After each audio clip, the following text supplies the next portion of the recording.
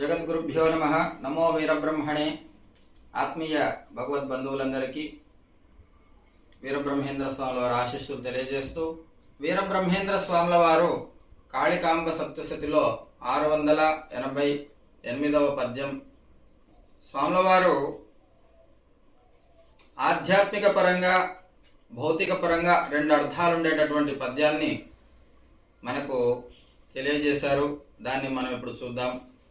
ఆర్తి తీరు ననుచు మూర్తము పెట్టిన, ఆర్తి తీరు ననుచు మూర్తము పెట్టిన, పెండ్లి కూతురపుడే ముండెమోయు. ఆర్తి తీరు ననుచు మూర్తము పెట్టిన, పెండ్లి కూతురపుడే ముండమోయు. కంకణాల నాడే కాటికేగే మగండు, కంకణాల నాడే కాటికేగే మగండు. కాళికాంబ హంస కాళికాంబ. చాలా చక్కనైనటువంటి పద్యము. స్వామివారి మంచి సందేశాన్ని తెలియజేస్తా ఉన్నారు. ఆర్తి తీరు ననుచు మూర్తము పెట్టిన. స్వాముల వారు ఒక ఉదాహరణ తీసుకొని ఈ పద్యాన్ని చాలా చక్కగా చెప్తా ఉన్నారు. ఆర్తి అంటే తన యొక్క పెళ్లి చేసుకోవాలనేటువంటి కోరిక ఉన్నదట. ఆ కోరిక తీరటం కోసం ముహూర్తం పెట్టుకున్నారట. పెళ్లి అనేటువంటి కోరిక తీరటం కోసం ఒక రోజు ముహూర్తం పెట్టుకున్నారట. ఆర్తి తీరు ననుచు ముహూర్తము పెట్టిన, పెండ్లు కూతురపుడే ముండమోయు. ఆర్తి అంటే తనకు కోరిక తీరుతుందని చెప్పేసి ముహూర్తం పెట్టుకున్న తర్వాత ఆ పెళ్లి కూతురు ఏమైందంటే, పెళ్లి కూతురపుడే ముండమోయు, పెళ్లి కూతురు యొక్క భర్త ఎవరైతే ఉన్నారో తాను గతించినారట. ముండమోయటము అంటే తాను విధవరాలైపోయింది అని అర్థం ఇక్కడ. అట్లాగా ఎందుకు విధవరాలైంది అనేటువంటి విషయాన్ని స్పష్టంగా చెప్తా ఉన్నారు స్వాముల వారు.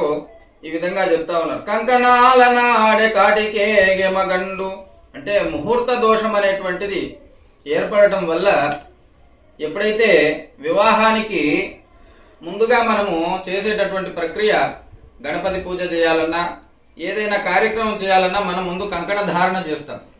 అంటే ముందు ఇంటికి మనకు చక్కగా తోరణం కట్టుకుంటా ఉంటాం. తర్వాత మనిషికి కంకణం అనేటువంటిది బంధనం చేస్తూ ఉంటారు, కంకణ ధారణ చేస్తూ ఉంటారు. అట్లా ఇక్కడ కంకణం కట్టుకున్నప్పుడే అక్కడ భర్త గతించినాడట.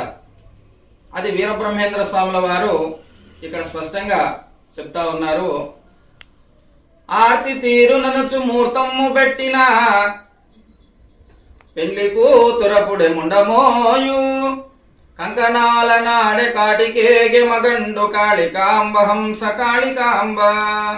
ఇక్కడ భౌతిక అర్థం ఏమిటంటే, మనము ఒక ముహూర్తం అనేటువంటిది ఎంచుకుంటే జాగ్రత్తగా పరిశీలించి ఆ ముహూర్తాన్ని మనము అవతలి వాళ్ళకు అందివ్వాలి. అంటే పురోహితులు ఎవరైతే ఉంటారో వాళ్ళు ముహూర్తం పెట్టినప్పుడు దానికి లగ్నానికి అష్టమ శుద్ధి, లగ్న శుద్ధి, సప్తమ శుద్ధి అని చెప్పేసి కొన్ని శుద్ధులు చెప్తా ఉంటారు. అట్లాగా ఈ లగ్న శుద్ధి అనేటువంటిది, లగ్న అష్టమ శుద్ధి అనేటువంటిది అంటే ఆయుష్ స్థానం ఏదైతే ఉన్నదో అది బాగుండాలి అని చెప్పేసి ఇక్కడ అర్థం. అంటే మనం ముహూర్తం పెడితే అది కలకాలము కూడా ఎల్లకాలము కూడా చాలా పటిష్టంగా ఉండాలి, ఆయుప్రదంగా ఉండాలి. అంటే ఆయుష్తో భార్యాభర్తలు జీవించే విధంగా ఉండాలి. చిరకాలము దాంపత్య జీవితంతో వాళ్ళు అన్యోన్యంగా ఉండే విధంగా ముహూర్తం పెట్టాలి అని చెప్పేసి వీరబ్రహ్మేంద్ర స్వాముల వారు బాహ్యార్థంగా చెప్తా ఉన్నారు. అంటే ఒక చురుకు అంటిస్తా ఉన్నారు ఈ పద్యంలో. కానీ అంతరార్థం ఏమిటి అంటే, తాను మోక్షం పొందాలి అని చెప్పేసి గురువు దగ్గరికి వచ్చిన తర్వాత, మోక్షం అనేటటువంటి కాంక్షతో గురువు దగ్గరికి వచ్చిన తర్వాత గురువు గారు కొన్ని నియమాలను ఇస్తారనమాట. అంటే ఏవైనా మనం పొద్దున్నే లేవాలి, యోగాభ్యాసం చేయాలి, మాంసాహారం మానేసేయాలి, మద్యం మానేసేయాలి, అబద్ధాలు చెప్పకూడదు, నిత్యం మంత్రానుష్ఠానం చేసుకోవాలి అని చెప్పేసి కొన్ని నియమాలు చెప్పి మంత్రోపదేశం చేస్తాడు. కానీ ఇక్కడ విశేషం ఏమిటంటే, ఒక దొంగ గురువు దగ్గరికి ఒక శిష్యుడు పోయినప్పుడు అంతరార్థం చెప్తా ఉన్నారు. ఏమిటి అంటే, ఒక దొంగ గురువు దగ్గరికి శిష్యుడు పోయినప్పుడు ఆ శిష్యుడు మోక్షానికి అంటే తనకు కూడా మోక్షాసక్తి లేదు, కానీ ఏదో గురువు దగ్గరికి వెళ్ళాలి, మనం జ్ఞానం తెలుసుకోవాలని ఏదో కాంక్షతో వెళ్తే ఆయన ఉపదేశం ఇవ్వగానే వీడికి మరణం ప్రాప్తించింది అని, అంటే తనకు కష్టాలు గాని మరణం గాని సంప్రాప్తించినాయి అని అర్థం. అంటే నిజ గురువులు ఎవరైతే ఉంటారో వాళ్ళు చేసినటువంటి ఉపదేశము మోక్షానికి మార్గదర్శనాన్ని కలుగజేస్తూ ఉంటది.